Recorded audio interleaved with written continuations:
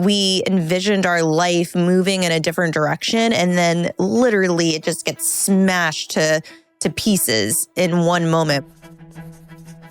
Hi, everyone. It's Olympic figure skater and broadcaster Tara Lipinski, and you're listening to Unexpecting. I started this podcast with my husband and now co-host Todd to bear it all about my untold 5-year and often excruciating journey with infertility. The goal is simple: to take this taboo subject and demystify it, to normalize these important conversations, and hopefully to find answers. Nothing is off limits, and over the course of the series, we'll unpack my fertility mystery, the trauma we've endured, and hopefully offer those struggling alongside of us some valuable insight. So laugh and cry with us as we ride this unimaginable fertility roller coaster, hopefully toward a brighter day. Because our path might be different, but it doesn't mean we're lost. Hi, everyone. I'm Tara Lipinski. And this is Todd Kapostashi. And you're listening to the 4th episode of Unexpecting. So I want to surprise you a little bit at the beginning of this episode. He always loves to surprise me. I don't know what it is. We kind of loosely talk about what the episode is going to be about, and you never mention these surprises. Well, I think it's important to surprise is the wrong word, but just ask you questions that you haven't, necessarily thought about deeply yet, and to get your quick reaction and take on some of this stuff. But this isn't a question necessarily, but it's more of an observation that I made last night, because usually the night before we do a podcast, you'll go and kind of look at what we're covering in the episode and think about, all that time, and you'll kind of put yourself back in that space, in that moment. I could tell last night when we went to bed that you were not in a good place and you weren't doing well. I had a few tears. It was weird because I didn't expect that, because the first episodes, I felt kind of okay. We had some failure, but this reaches a different level. And I think, we've been working on this for months now, and I definitely feel a lot of anxiety while I've been working on it. And I didn't think that was going to happen because I've gone to a lot of therapy. I thought that maybe I was partly healed and was so ready to take this next step. And I think that I'm realizing a little bit that you're still bringing up these times that were so difficult. And it was funny because I was having anxiety, almost felt like little panic attacks over the last few months. And I talked to my friend about it because that's not like me. And I was like, what's going on in my life that could possibly give me anxiety? And she's like, Tara, you were talking about and bringing up all of these past memories. It's probably a little bit of PTSD. And I think that's definitely part of it. This is healing for us, but also hard. It is a bizarre process because, over the last few months, thinking about our last, 4 or 5 years in this process, we've, it's weird to say mapped it out, but in my head, I started kind of writing down these big categories and big milestones of what we've gone through and the big pieces of trauma that we've gone through. And my OCD process was to write it out on note cards and sort of lay it out. And it does help you sort of, visualize what we've been through, which is weird because I think most people, when they go through trauma or just a prolonged experience, they put their head in the sand or they just grit their teeth and they're not reflecting as they're in it. Yeah, exactly. That's what I feel like. There's a little bit of that. Obviously, when I was in the moment, I was just trying to get by. Then you try to process, but we are really talking about all of these things in depth now, and it's definitely bringing stuff up. But I do think it's special to be able to do this with you. And I think as hard as it is at times, this episode probably will be hard for me. But at the same time, I feel like we're healing together. And I don't know if we would have had these in-depth conversations if it weren't for this podcast. So we left off in episode 3 with some really devastating news. You were pregnant and had gone off into your heartbeat scan. So you go in for that scan and just take me through that day and walking up and what happened. It was COVID. You weren't allowed in. I went into the heartbeat scan, a big milestone to reach. And it was awful, I walked in and sat down and I just knew. I knew from watching her that awkward silence, that searching. And like, I could tell she just wanted to find this heartbeat. And just the look on her face when she said, "I'm sorry, there's no fetal heartbeat." And it's just so sad that it feels like it's over. Of course, she said, it's still early, let's wait a week. But you just kind of knew that this was the end of the road. And then you are in this, like, I know Dr. Beck for a year, but not enough to like experience these type of emotions with her in a small room, where I wanted to lay down on that table and just fetal position cry. But instead I'm like, okay. And then I'm like putting on my clothes and, just going through the motions, knowing I have to walk outside into the clinic and downstairs. And just like, it felt like I was in a trance, and I was like, oh my goodness, it's over. And then I just kept thinking, like, I'm going to walk in the car. I just had this thing. I was walking in the car to tell you there was a heartbeat. And it was like, I couldn't get over that. Like, I was walking into the car to tell you that there was no heartbeat. And it's just, you're not prepared. And especially what I feel for my own personal journey was, I was not prepared for that first miscarriage. And I don't think anyone's ever really prepared, and nothing really compared to that first one. I got accustomed to loss and grief and pain as I went further, but this one is just like a unique type of shock. So I know it's hard to put yourself back in that place, but you talked a lot about your emotions and how you felt, but what is it exactly? Is it sadness? Is it anger? Is it just disappointment? It's so many emotions. It's this frantic feeling of just wanting to stop it. It's like this adrenaline that's rushing through your body. You just can't believe you got so close and you thought this was happening, and you're so attached already.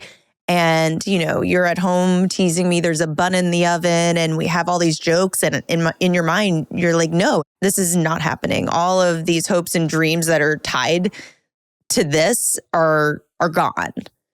And it's weird because obviously people hear about miscarriage. And if you were to ask me before, I started IVF, or at any point before I had a miscarriage, oh, how would you handle a miscarriage? I don't know if I would have seen myself feeling the things I felt as deeply as I felt them. I knew that, obviously miscarriage is sad and awful and all of these things, but it's such a unique pain. And until you feel it, it's so hard to articulate the pain. And whether it's a chemical pregnancy, whether it's, a miscarriage, or just the loss of an embryo in IVF, it's just this really unique, sad pain. And I think until I experienced it, I now remember thinking back to stories of women going through miscarriage and hearing the attachment and this connection and the ripping away that you feel. It just all hit me and blindsided me. And I had no idea how to handle these emotions. The only thing I can say is, like, I feel like I lived life 37 years and kind of felt every emotion. And it was like a new emotion, like just like descended on my body. Yeah, it's interesting to hear you say the attachment kind of blindsided you, because it is this sort of 6-7 week thing. And you would think, like you said, a couple of years before, you've been like, oh, it's like horrible and sad, but like, I'm not going to be attached to this, thing in my body that's only been there for X amount of weeks, but you do, completely attached. And like I said, we talked about it. We envisioned our life moving in a different direction. And then literally it just gets smashed to pieces in one moment when they say, I'm sorry, there's no fetal heartbeat.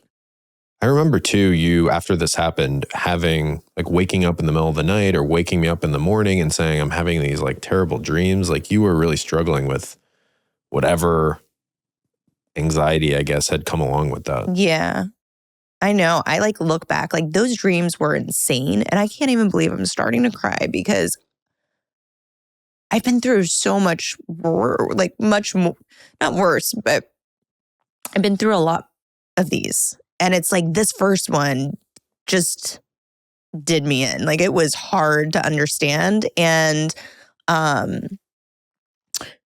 yeah, I was like, and I would love to know if other women feel this, but the craziest thing were the dreams. Like at night, first off, I started to experience depression for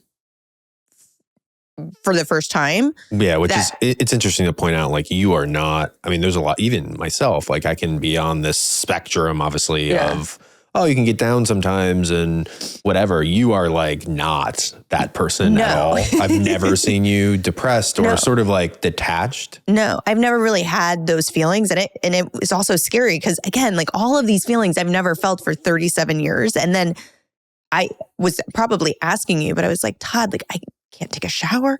I don't want to get out of bed. Yeah, you were describing all these things with confusion. I was like, yeah, you're extremely depressed. And it just felt like so much work. And I just wanted to sleep. Like that was my only, because when I would sleep, I would dream or forget that this was happening. And, you know, I just wanted this so badly. You know, I went through that year where I imagined kids and this moment, and it just was hard for my mind to adjust that in, you know, from 10:15 to 10:16, that was over. And the dreams were the craziest because I would either have these like fever dreams where it was so real of what we were going through. So I was, you know, reliving that in the moment, or it was waking up the next morning and just that moment where like you're awake and I was like, oh, I feel fine and everything's okay. And then it was like quickly adjusting to remembering that my life was actually what it was, that this was a reality.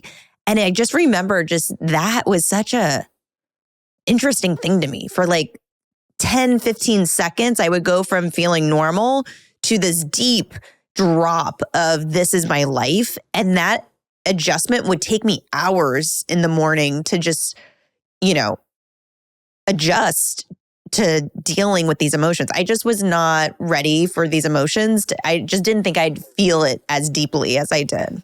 And it's just interesting because like you're still going through your days. So you almost feel like you're in slow mo because life is still happening. You have family obligations, you have work obligations, you have friends that you haven't told about any of this. So you have to be there for them through something. So you go through these moments where you just like suit up, you do that thing, but underneath you just feel like you're this robot that's like barely getting through. When you've sort of resigned yourself to the fact that this was a miscarriage at this point, like what was going through your head in terms of the fear of what was wrong and why this one didn't work? Well, I mean, miscarriage is common. It happens. And I thought, okay, well, we just hit bad luck. And a lot of miscarriages are due to chromosomal abnormalities, genetic abnormalities. And that's exactly what Dr. Beck told me at the next appointment when, again, there was no heartbeat. She just said it's likely just nature. She's like, I can control a lot. There's nothing wrong with you. You made 2 beautiful, genetically normal embryos that we have on ice. It's just nature. Nature picks this and it happens. And that was the answer. So I can't imagine what this is like, but the weight I know was probably excruciating to remove something in your body that's not viable. If you just talk about that, like how hard that is and what the timeline looks like for that. Because you can't, you know, we had to go back another week for this test that you knew was sort of moot. Right. And you know, because you don't want by chance something turns around. Right. Yeah, of course. You would never, and the doctor would never let you take that risk. And I mean, weeks go on and it's limbo and it's awful and it's just counting down the days. But at this point, when we went back to the next appointment, she was like, we need to schedule a DNC. Which is where I will go do a little procedure under anesthesia and they will remove the pregnancy. And why she said that was because my body was holding on to the pregnancy. I had not a drop of blood. You know, we were even checking my numbers and they were rising. So, you know, we knew that we had to do a DNC, and waiting for that was just misery. I just wanted it done. I wanted closure. I don't know how to explain it, and I wonder if other women feel this way, but it just felt so confusing because I wanted this pregnancy so bad.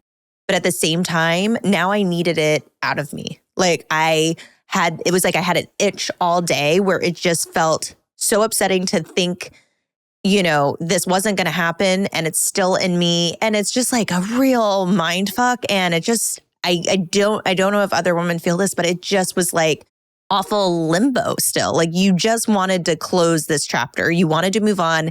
And also you wanted to get pregnant again. Like that is all I thought about. It was like an obsession. I was like, I want to, how many days? Okay, next time my period starts, then in 15 days, that will be, August 12th, that's when we're going to try. That means because you're so desperate, you just want to hold on to a little bit of hope. So like I transfer my energy to that and I just couldn't stop thinking. And I think a lot of women feel this way and a lot of couples feel this way is like when you have that loss, you just want to get back in the game and try again. It literally reminded me of competition. Like I would sweep up the ice and all I felt was like, let me go back out there one more time and I can show you that I can do it. So like I felt that feeling. It was just a crazy urge. I really struggled with that.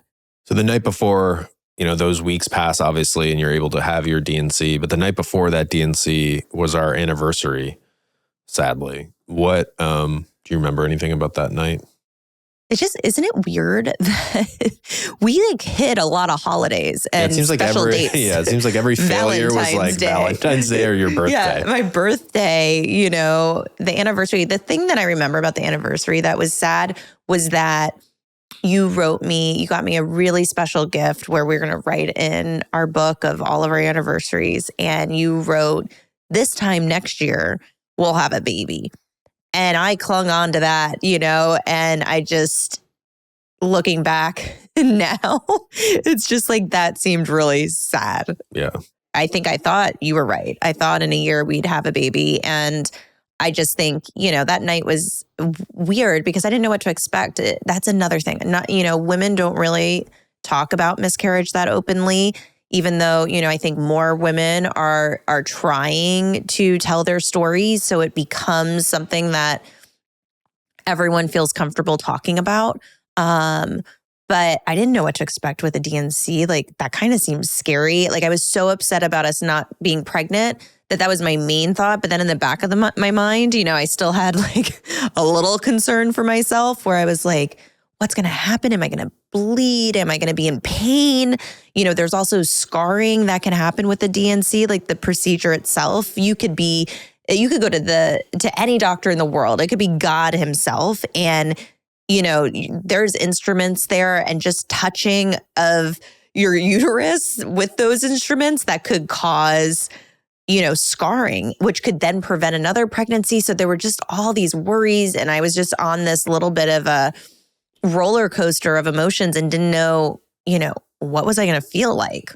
So just take me through that process of going up and having a DNC. I think it's hard. You have so many conflicting feelings. You want this procedure to start over, but you want this pregnancy to continue, but it's not going to.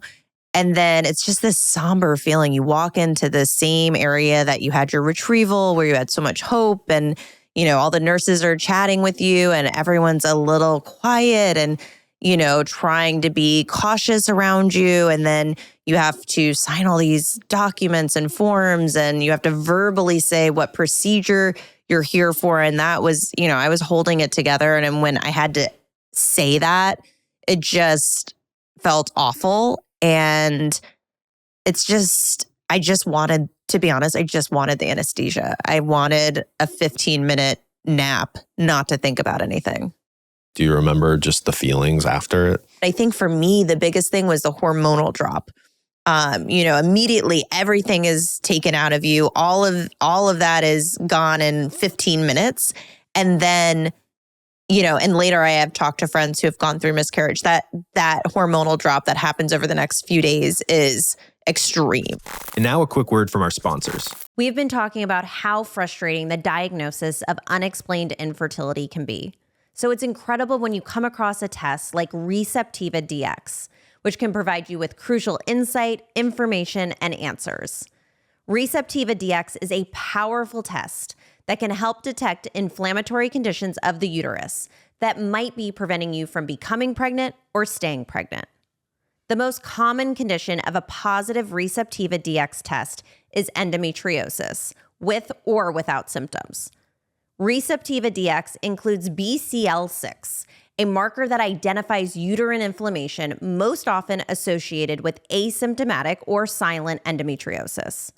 BCL6 is found in more than 50% of women with unexplained infertility. If your result is positive for the Receptiva DX test, treatment options can improve the chances for a successful live birth fivefold, which is incredibly hopeful news. Please ask your doctor about this test to learn more or go to ReceptivaDX.com. It's so interesting to me that just the idea of miscarriages, to me, this is like my, I guess, male perspective of just like hearing things out in the world and like how society handles miscarriages or what you hear or what the like line is about them. And for me, it's always like, I've always heard since I've been an adult, like it's been whispered about, but that whisper is always like, you know, like just a lot of women have them though. It's so common. You'd be shocked of how many women have miscarriages. So on one hand, it's like whispered about, but on the other hand, it's almost like poo-pooed as this like, oh, well, you know, we're whispering, but like, it's not that big of a deal. Like every woman has a miscarriage. And it's such a weird, like irony that like it's both of those things. Exactly. Because on one hand, it's not talked about enough.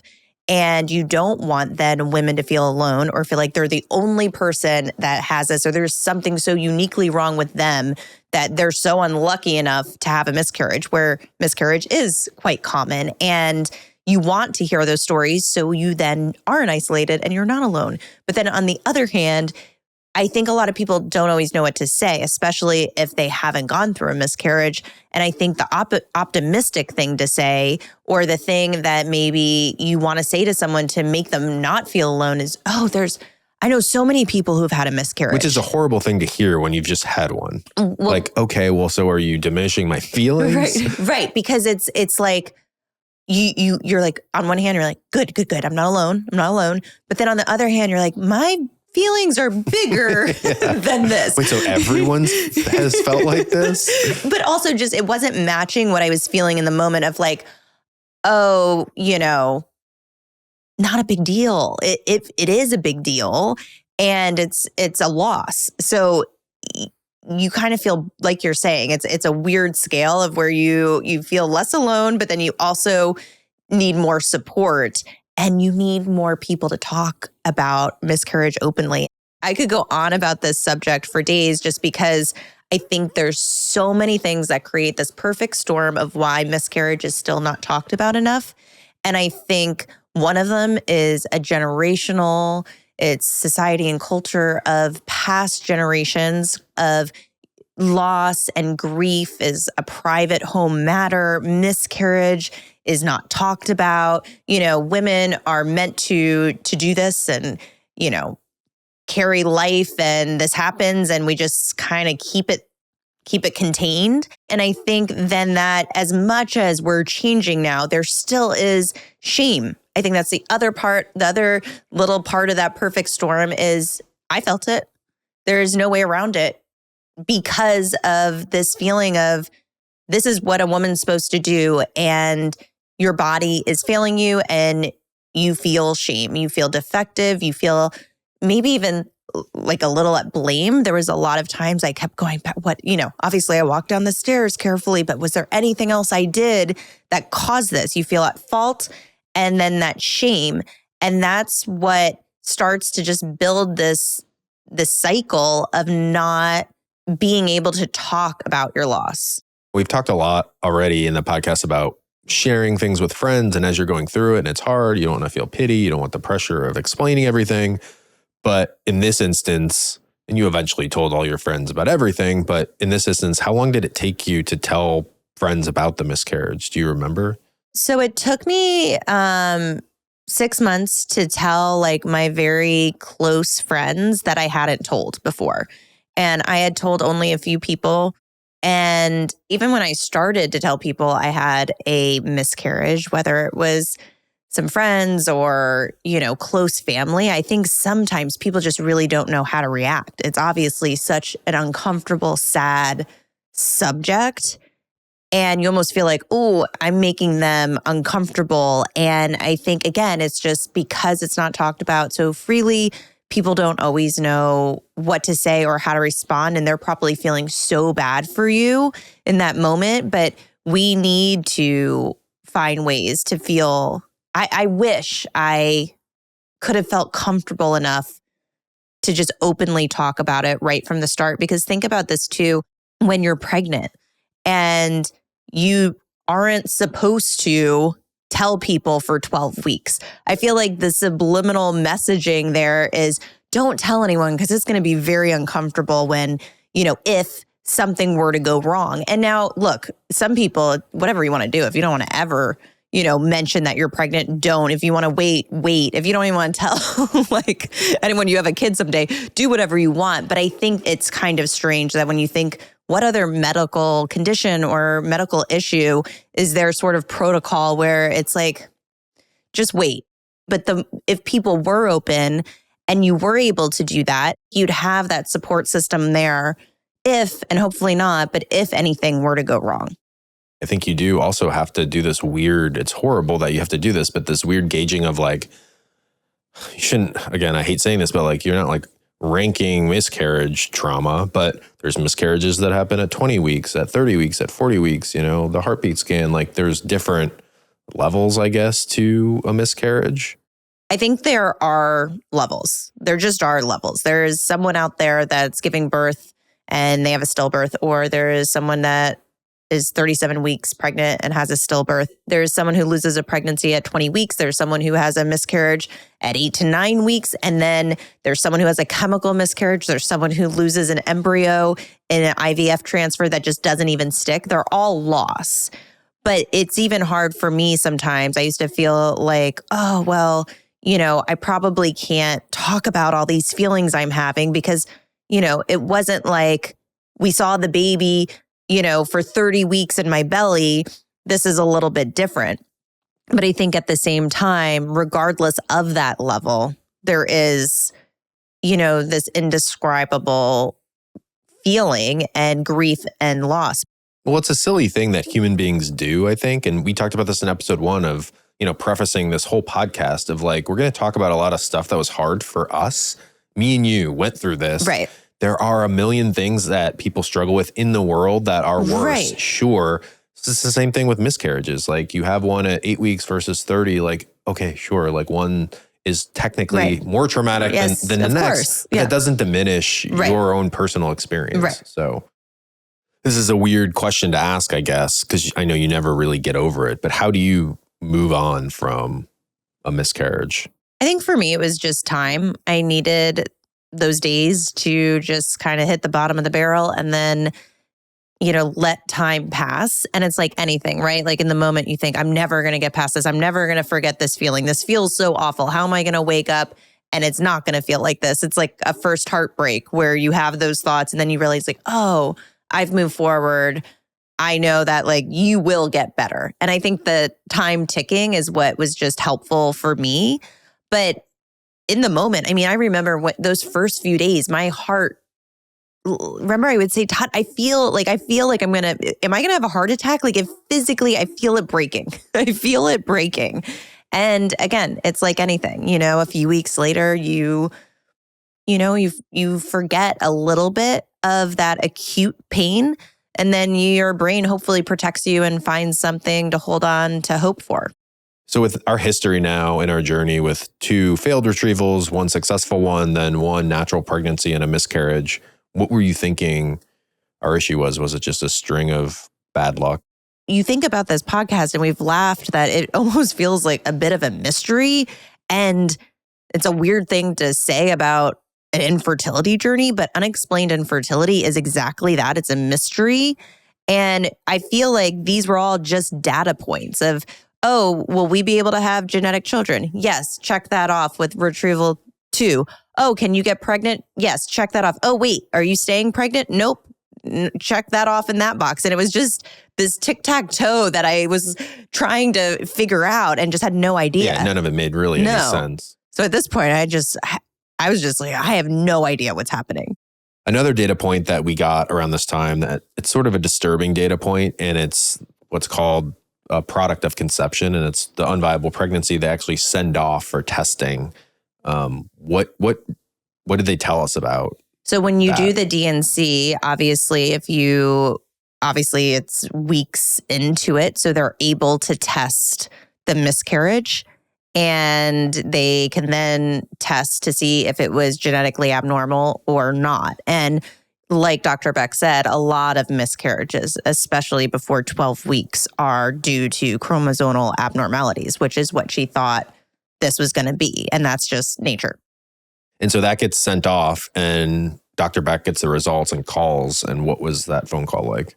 Gosh, I remember sitting in your office with Debbie right there. And I was so for sure that this was just nature, not one that was going to work. And remember, she got on the phone and was like, okay, we need to talk about next steps. We have the results. And she said it was a genetically normal female. And chromosomally, it was okay. So then I was like, well, then what is it? Yeah, because I don't know the exact percentages, but very high percentages, 80, 90% of the issues are chromosomal issues for the miscarriage that we had. So it was sort of like, okay, like we're in this 15 percentile where it's something else that we need to figure out. Right. And that was my very next question. Well, then what went wrong? So what did Dr. Beck say she thought the problem was then? She said, we need to talk next steps and a plan because I think you have significant endometriosis that is preventing pregnancy. Thanks for listening to Unexpecting the podcast. Please subscribe, leave a review, and follow Unexpecting Pod on Instagram for info about upcoming weekly episode releases.